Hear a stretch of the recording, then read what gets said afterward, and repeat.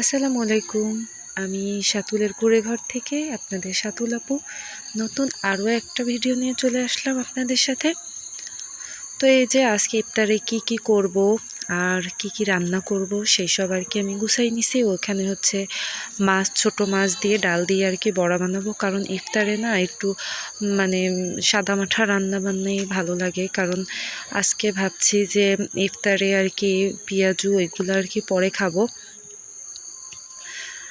তো এই যে রান্না বসাতে চলে আসছি।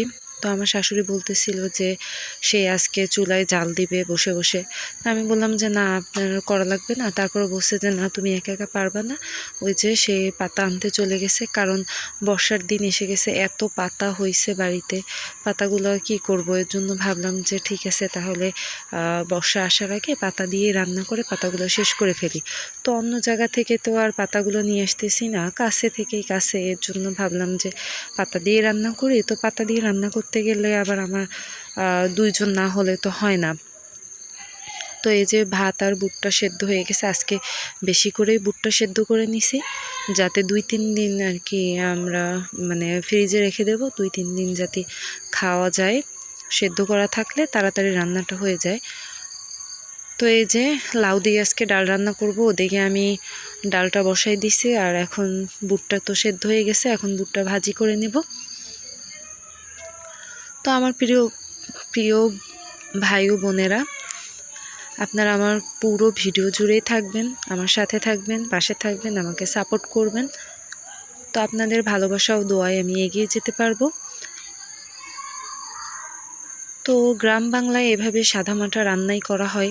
রোজার দিনে তো মনে করেন বেশি কিছু খাওয়া যায় না, মনে হয় যে কত কিছু না জানি খাবো, কিন্তু পরে ইফতার করার পরে কিছুই খাওয়া যায় না। তো আজকে ভাবছি গরম গরম ভাত দিয়ে ছোট মাছ দিয়ে ডাল দিয়ে যে বড়টা বানাইছি, আমার ছেলেরাও ভালোই খেতে পারে ওইটা। তো আমাদের কাছেও ভালো লাগে, ওইটা খাবো। আর লাউ দিয়ে ডাল রান্না করব।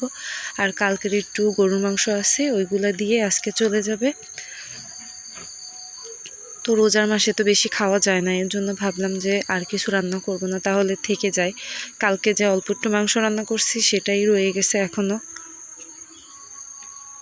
তো এই যে আমার বুটটাও প্রায় হয়ে আসছে, এখন ধনিয়া পাতা দিয়ে বুটটা উঠাই ফেলবো। আর দেখেন চারিদিক একেবারে নিরিবিলি, কারণ রোজার মাসে সবাই রান্নাবান্নায় এই টাইমটায় ব্যস্ত থাকে। আর এই যে আমার শাশুড়ি জাল দিচ্ছিল, আর এই যে মাছ আর ডালের যে বড়াটার জন্য সব কিছু মশলা দিয়ে দিচ্ছিল। তো ওখানে আমি পেঁয়াজ রসুন আগেই ওটার সাথে ব্লেন্ডার করে নিছি। আর এখন হলুদের গুঁড়ো, মরিচের গুঁড়ো আর একটু লবণ দিয়ে দিচ্ছিল।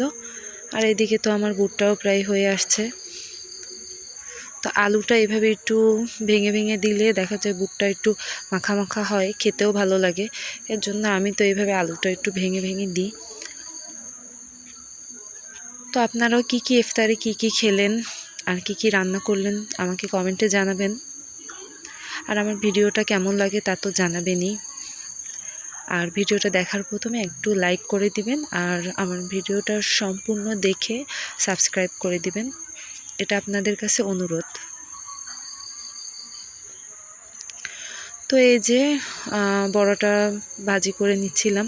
তো আমি বসে বসে সব কিছু রান্না করতেছিলাম, আর আমার শাশুড়ি জাল দিচ্ছিল চুলায়।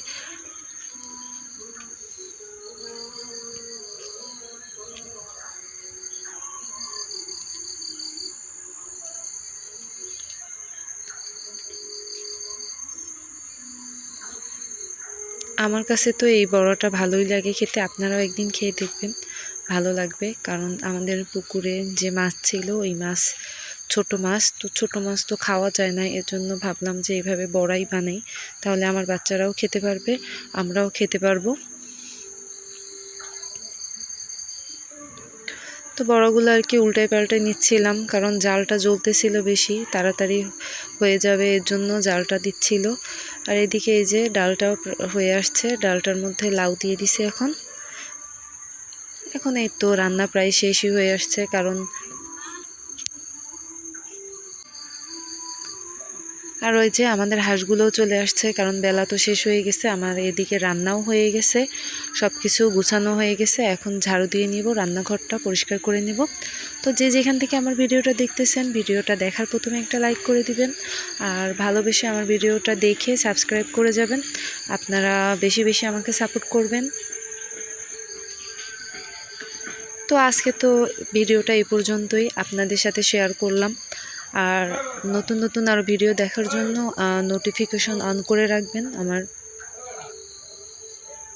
তাহলে সবার প্রথমে আপনাদের কাছে ভিডিও চলে যাবে। আর এদিকে ঘরে আমার হাজব্যান্ড মানে ওদের বাবা আর কি এগুলো ভেজে নিচ্ছিল।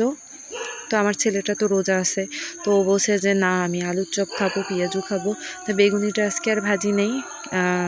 আর এই যে সবাই আর কি নাস্তা ইফতার খেতে বসে গেছে। তো আজকে খাবো হচ্ছে গরম গরম ভাত আর বড়া, ডাল, সেই সাথে আছে হচ্ছে চিড়ামুড়ি, আমাদের ঐতিহ্যবাহী খাবার বরিশালের। তো যাই হোক, যে যেখান থেকে আমার ভিডিওটা দেখতেছেন সবাই ভালো থাকবেন, সুস্থ থাকবেন, আর স্বাস্থ্যকর খাবার খাবেন ইফতারে। আপনারাও ভালো থাকবেন, সুস্থ থাকবেন, এই দোয়াই করি। আর রমজান মাসে বেশি বেশি ইবাদত করবেন। তো আজকের ভিডিওটা এই পর্যন্তই, ভিডিওটা আর বেশি বাড়াবো না, তাহলে আল্লাহ হাফেজ।